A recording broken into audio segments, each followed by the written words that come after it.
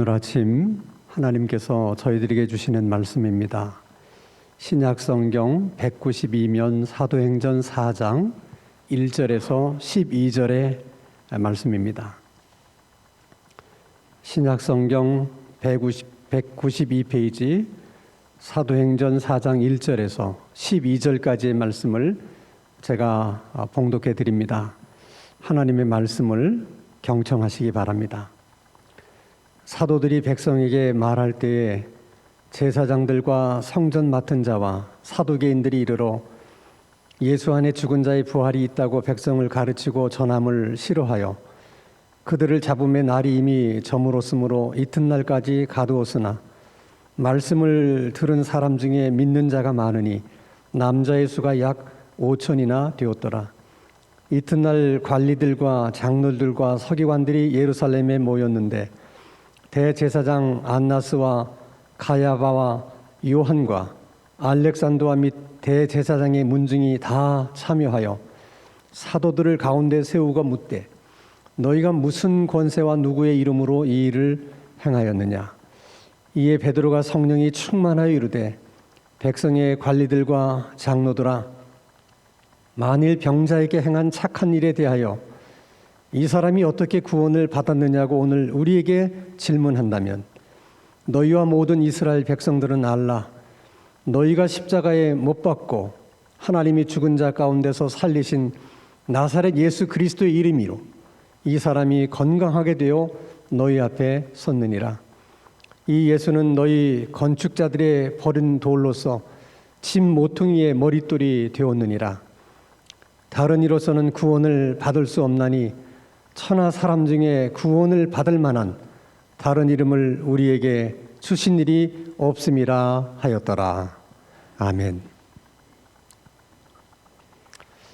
사도 바울은 고린도 교회 성도들에게 출애굽 사건에 대해서 언급을 하면서 이렇게 말을 합니다. 출애굽의 역사라고 하는 것은 오늘 우리에게 거울이 되어서 우리로 하여금 그들처럼 살게 하지 않도록 하려 합니다.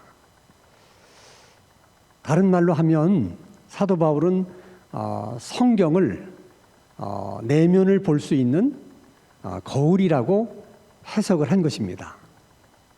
그래서 하나님의 말씀인 성경을 통해서 우리는 우리 내면의 모습을 볼 수 있다는 것입니다. 볼 수 있다는 것만 중요한 것이 아니라 하나님의 말씀을 대할 때마다 우리 내면의 모습을 봐야 된다는 것입니다.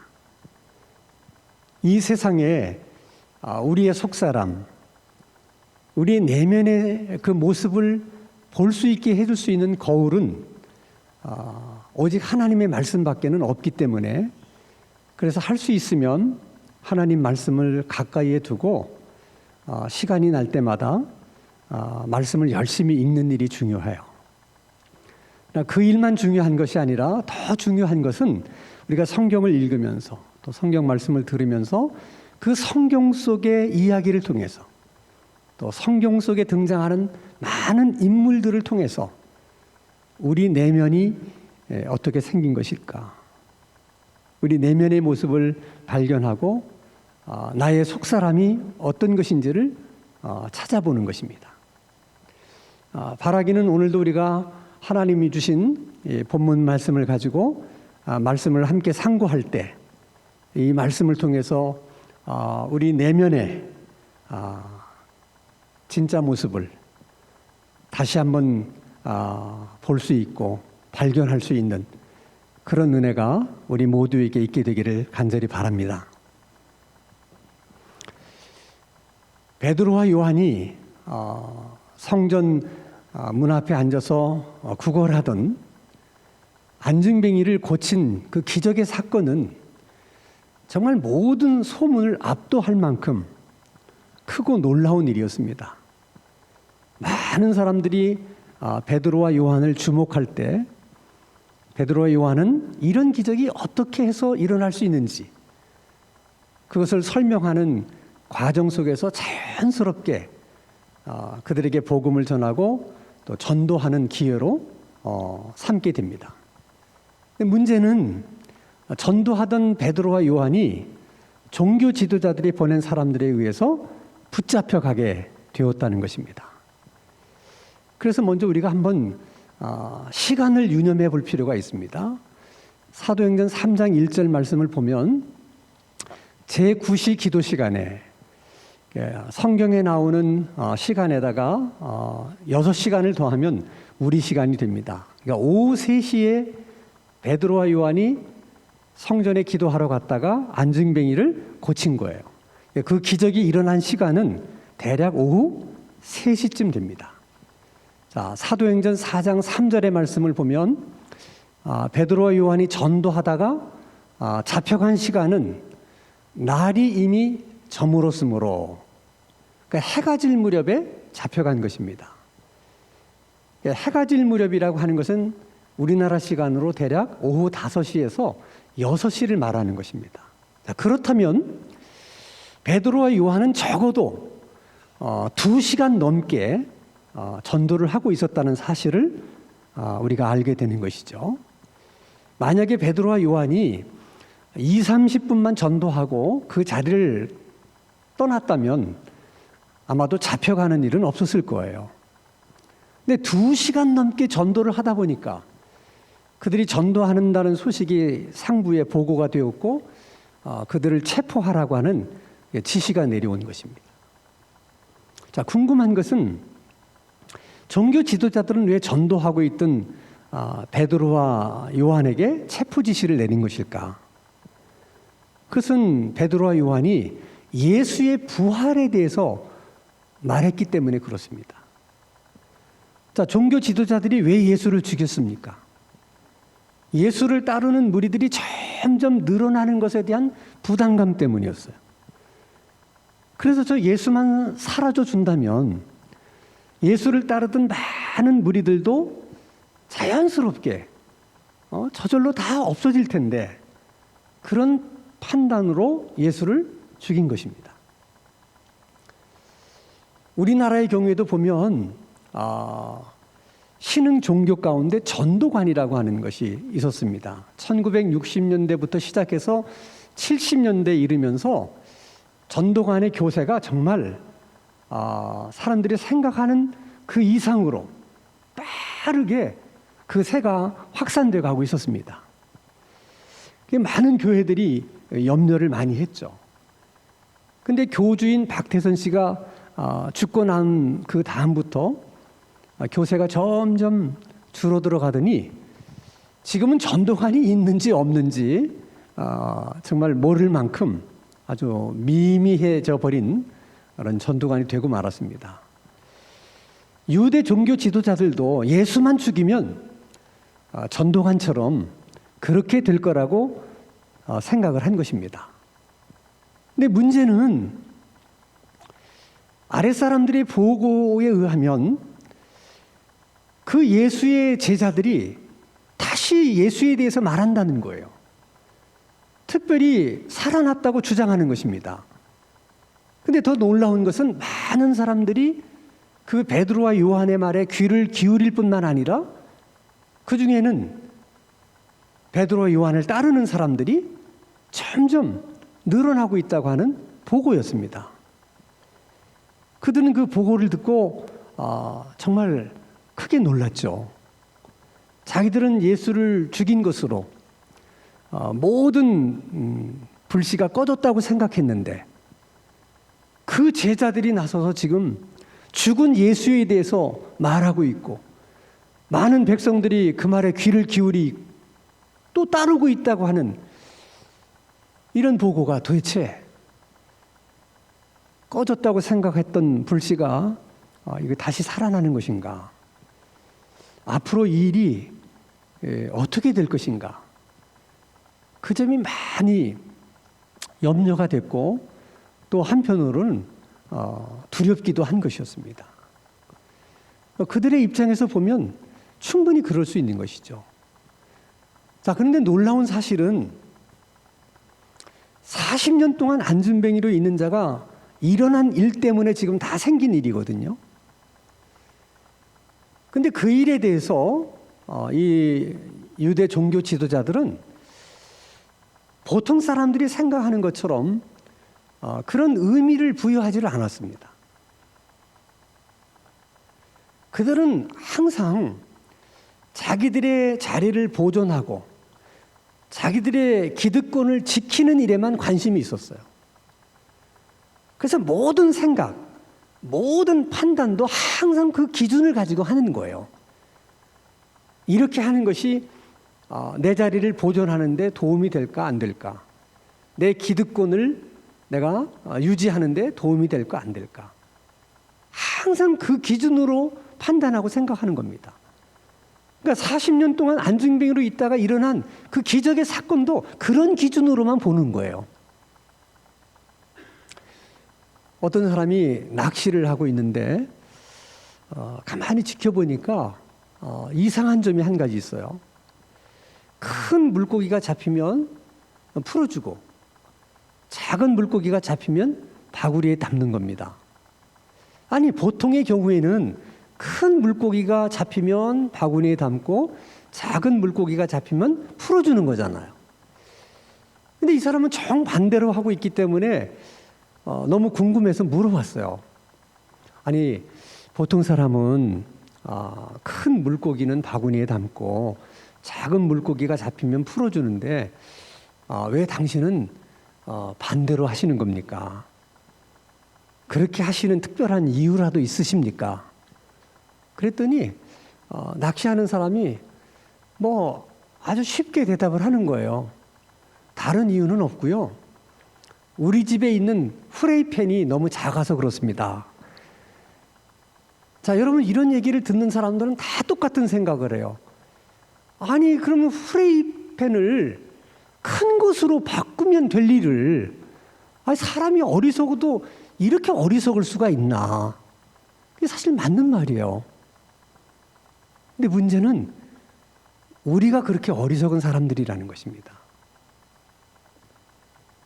우리들의 생각을 조금만 넓히기만 하면 될 일인데, 우리의 의식을 조금만 확장하기만 하면 될 일인데, 그걸 하지 못하고 작은 후레이팬에 작은 고기를 맞추듯이 그냥 우리들의 작은 그 생각을 가지고 그 생각 속에서 모든 걸 판단하고 생각하려고 한다는 거예요. 생각을 넓히려고 하질 않아요. 의식을 확장시키려고 하지 않아요. 그러니까 항상 좁은 생각 속에서 다 판단하고 생각을 하기 때문에 하나님께서 큰 생각을 주시더라도 그 생각을 담을 수가 없어요. 그러니까 하나님이 주시는 큰 생각들을 이해도 못하는 것입니다. 근데 여러분, 신앙생활이라고 하는 것은 하나님의 말씀을 통해서 끊임없이 우리들의 생각을 넓혀가는 과정이고 우리들의 의식을 확장해가는 과정이에요. 근데 우리가 신앙생활을 하면서도 그런 일이 일어나지 않는다면 하나님께서 말씀하신 것처럼 그냥 성전 뜰만 밟고 다니는 그런 신앙생활이 될 수가 있다는 것이죠. 전도하다가 해질 무렵에 잡혀간 베드로와 요한은 일단 해가 지면 재판하지 않는다고 하는 오래된 유대 전통 때문에 그들을 밤새 감금해 둔 채 그냥 재판하지 않고 가만 놔두었다가 그 다음날 아침이 돼서야 이제 그들을 재판하기 시작합니다. 여러분, 베드로와 요한의 일로 산헤드린 공의회 70명이 모였다고 하는 것은 대단한 일입니다. 그것은 그만큼 베드로와 요한이 전도한 그 일이 얼마나 심각한 일이냐를 그들이 느꼈기 때문에 산헤드린 공의회로 모이게 된 것입니다.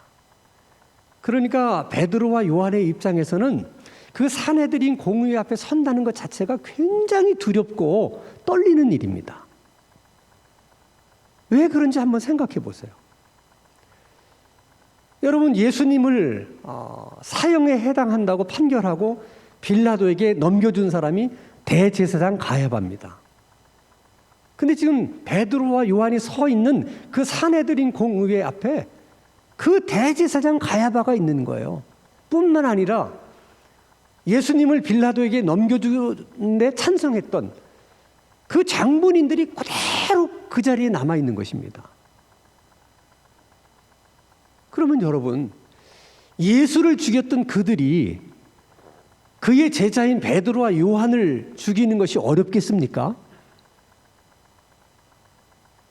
아마도 베드로와 요한도 그렇게 생각을 했을 거예요. 그러니 얼마나 두렵고 떨렸겠습니까? 근데 그 순간에 하나님의 영이신 성령이 베드로와 요한에게 임합니다. 그것을 사도행전 4장 8절에 이렇게 말씀하고 있어요. 이에 베드로가 성령이 충만하여. 성령이 충만했다는 것은 성령이 베드로와 요한 가운데 임재했는데 그들을 완전히 덮어서 그들을 완전히 사로잡으셨다 하는 그런 표현이에요.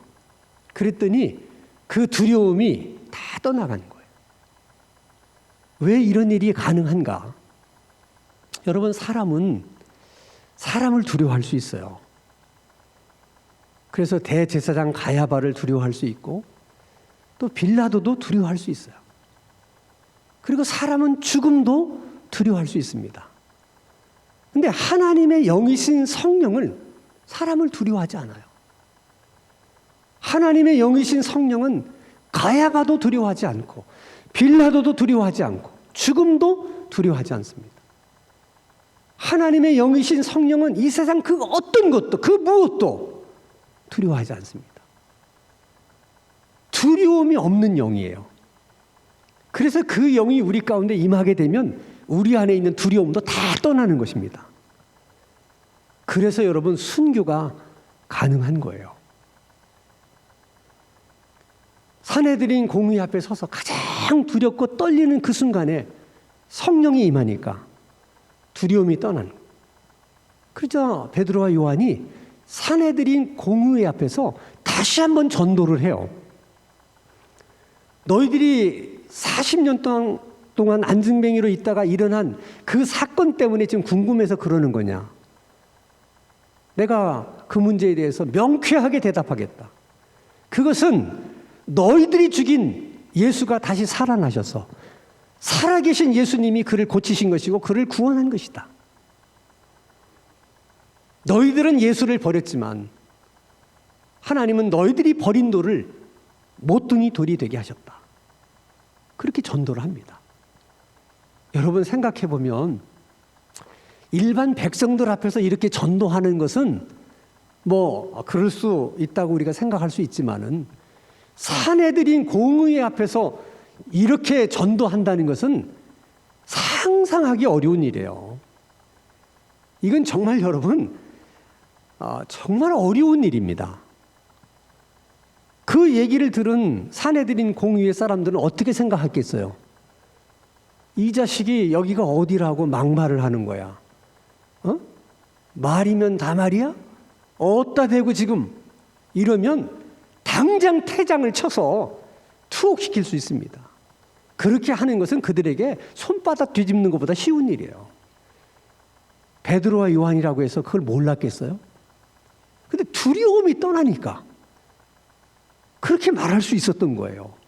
근데 놀라운 것은 성령에 충만해서 그렇게 말을 하니까 그 종교 지도자들이 사내들인 공의 70명이 다 성령의 기세에 눌려가지고 그렇게 말하는 베드로 요한에 대해서 아무 말도 못하는 거예요. 아무 말대꾸를 못하는 거예요. 그냥 서로 당황하면서 어떻게 해야 될지를 모르다가 자기들끼리 따로 모여서 야, 이거 어떻게 하면 좋겠느냐 의논을 합니다. 의논을 하지만 별 뾰족한 수가 없는 거예요. 아니 40년 동안 안증뱅이로 있던 자가 지금 일어서서 걸어 다니는 것을 다른 사람도 아니고 자기들의 눈으로 보고 확인한 일인데 아니라고 말할 수 없잖아요. 아니 모든 백성들이 다 그렇게 보고 그렇게 알고 있는 일을 꾸며낸 일이다, 거짓이다 이렇게 말할 수도 없는 거 아니겠습니까? 그래서 그들이 내린 결론은 이런 것이었어요. 사도행전 4장 17절에서 18절. 이것이 민간에 더 퍼지지 못하게 그들을 위협하여 이후에는 이 이름으로 아무에게도 말하지 말게 하자 하고 그들을 불러 경고하여 도무지 예수의 이름으로 말하지도 말고 가르치지도 말라 하니, 우리식으로 얘기하면 협박하는 겁니다.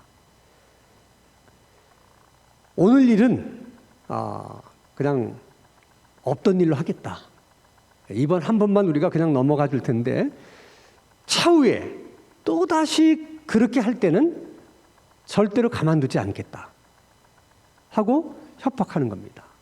근데 이런 협박이 통할 수 있는 이유는 사내들인 공의회가 그만한 권세가 있었기 때문에 그래요. 그러니까 그 당대의 사내들인 공회의 권세라는 것은 정말 하늘을 나르는 새도 떨어뜨릴 수 있을 만한 그런 권세였거든요. 그럼 보통 사람 같으면 그 권세에 눌려서 예, 알겠습니다. 다음부터 조심하겠습니다.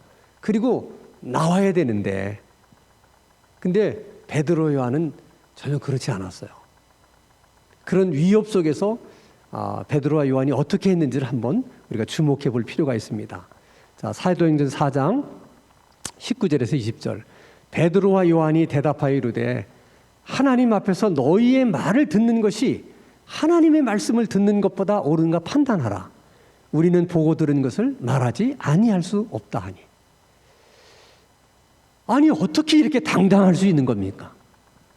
아니, 어떻게 협박하고 있는 사내들인 공의회 앞에서 이렇게 배짱 있게 말할 수가 있는 것입니까? 성령이 그들 가운데 임재하셨기 때문에 가능한 일이에요. 그래서 우리도 신앙생활을 하면서 이런 신앙의 체험을 한 번쯤은 좀 해봐야 되지 않겠느냐. 그래서 우리가 성령의 임재를 사모하고 함께 기도하는 거예요. 성령이 임재하시는 것은 성령님이 하실 일입니다. 그러나 그 성령의 임재를 사모하고 기도하는 일은 우리가 해야 될 일이에요. 우리는 일단 우리가 해야 될 일을 하면서 기다려보자는 거예요. 그러니까 할 수 있으면 여러분 새벽 기도도 좋아요. 수요 기도해도 좋아요. 금요 기도해도 좋아요. 마가의 이 다락방 기도 네트워크도 좋아요. 기도할 수 있는 그런 자리라면 어디든지 여러분 들어가셔서 사모하면서 기도하세요. 마가의 다락방에 120명의 성도들이 성령의 임재하심을 사모하며 한 마음으로 기도했을 때 그들에게 성령이 임했던 것처럼 여러분이 새벽 기도나 수요 기도회나 금요 기도회나 마가의 다락방 기도 네트워크를 통해서 정말 3사람이든 6사람이든 합심해서 간절히 기도할 때 어떤 사람에게 성령이 임재하시고 성령으로 충만케 하게 될지는 아무도 모르는 일이에요. 그러나 정말 우리가 사모하고 기도할 때 그런 은혜를 주실 줄로 믿습니다. 참 본문을 읽으면서 마음 아픈 일 중에 하나는 왜 종교 지도자들은 40년 동안 안증뱅이로 있는 자가 일어나는 그런 기적을 보면서도 왜 믿지를 못했을까 하는 안타까움이 있어요. 여러분 40년 동안 한 번도 일어나 보지 못한 자가 일어서서 걸어 다닌다고 하는 것은 예산일이 아니잖아요. 그러면 사람이라면 어떻게 해서 저런 일이 가능할까? 어떻게 해서 저런 일이 일어난 것일까? 한 번쯤은 생각해 봐야 되는 거 아닙니까? 그리고 그것에 대해서 설명하는 베드로와 요한의 말을 한 번쯤은 좀 귀담아 들어보고 그게 무슨 말인지 생각해 봐야 되는 거 아닙니까? 그러나 그들의 관심은 항상 자기 자리, 기득권에 있었기 때문에 그런 기적을 자기들의 눈으로 직접 보고 확인했음에도 불구하고 그 기적에 아무런 의미를 부여하지 않은 거예요. 여기서 우리가 중요한 사실 한 가지를 깨닫게 돼요. 그러니까 기적이라고 하는 것이 어떤 사람들에게는 믿음을 갖게 되는 계기가 돼요. 기적을 보고 예수를 믿는 사람들이 있어요. 근데 또 어떤 사람들은 기적을 봐도 예수를 믿지 않는다는 것입니다. 기적을 본다고 해서 누구나 다 믿게 되는 것은 아니라는 거예요. 자기가 듣고 싶은 것만 듣고 믿고 싶은 것만 믿는 사람은 아무리 큰 하나님의 기적이 보여진다 하더라도 믿지 않습니다. 항상 자기의 자리, 자기 기득권, 거기에만 관심이 있고 항상 그것을 지키려고 하는 데만 급급한 사람은 아무리 큰 하나님의 능력과 기적을 보여주어도 그들도 믿지 못합니다. 여러분, 누가복음 16장에 보면 예수님께서 이런 말씀을 하셨어요. 어느 마을에 부자와 거지 나사로가 살고 있었다. 그 거지는 항상 부잣집에 가서 구걸하고 동냥하면서 하루하루를 살아가는 정말 불쌍한 사람이었다. 근데 어느 날 같은 날 두 사람이 세상을 떠나게 됩니다. 거지 나사로는 아브라함의 품에 안기게 되었고 그 부자는 지옥에 떨어지게 됐어요. 너무 고통스러운 거예요. 근데 아브라함의 품에 안겨 있는 나사로를 보면서 이런 생각이 들었어요. 우리 집에는 5 형제가 있는데 그 5 형제가 나처럼 이렇게 고통받는 지옥에 오지 않았으면 좋겠다. 그래서 그 지옥에서 고통을 받으면서 그가 아브라함을 향해서 간절한 간청 하나를 드립니다. 제가 간청이 하나 있습니다. 내 형제 5명이 땅에서 살고 있는데 저 나사로를 보내서 좀 전도 좀 하게 해 주십시오.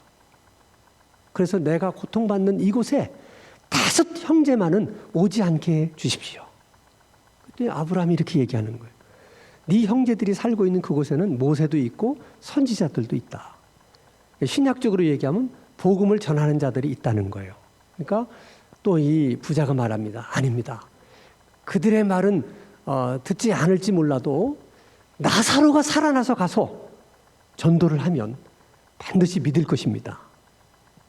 그랬더니 아브라함이 얘기합니다.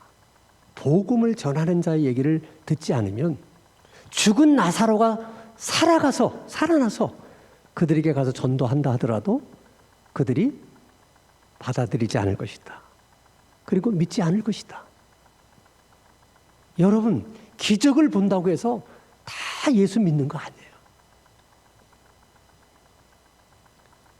애굽의 바로 왕을 생각해 보세요. 계속 하나님의 말씀에 불순종해서 국가적인 재앙을 10번이나 당합니다. 그 재앙 하나하나가 너무너무 고통스러운 것들이었어요. 근데 왜 10번까지 가는 겁니까? 재앙이 있을 때마다 그는 그 재앙에 큰 의미를 부여하지 않았어요.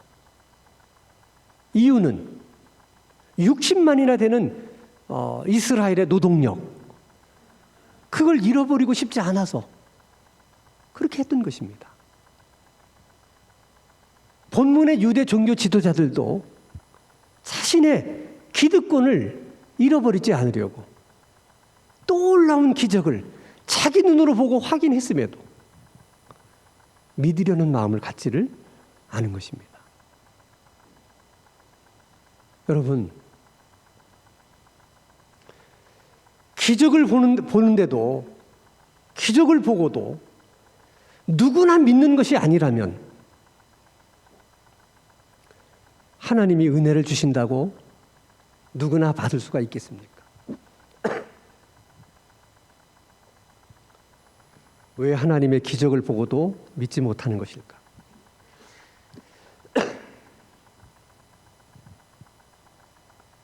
왜 하나님이 주시는 은혜인데 그 은혜를 받지 못하는 것일까? 오늘 본문의 베드로와 요한 그리고 유대 종교 지도자들이 우리 자신을 볼 수 있는, 우리 내면을 있는 그대로 볼 수 있는 그런 거울의 역할을 할 수 있게 되기를 주님의 이름으로 축원합니다. 거룩하신 아버지 하나님, 우리가 하나님의 말씀을 읽을 때마다 그리고 하나님의 말씀을 들을 때마다 우리 내면의 모습을 볼 수 있는 거울이 되게 하여 주시옵소서. 하나님의 말씀을 통하여 우리의 생각이 점점 넓어지게 하시고 우리의 의식이 점점 더 확장되는 은혜가 있게 하여 주시옵소서. 예수 그리스도 이름으로 기도하옵나이다. 아멘.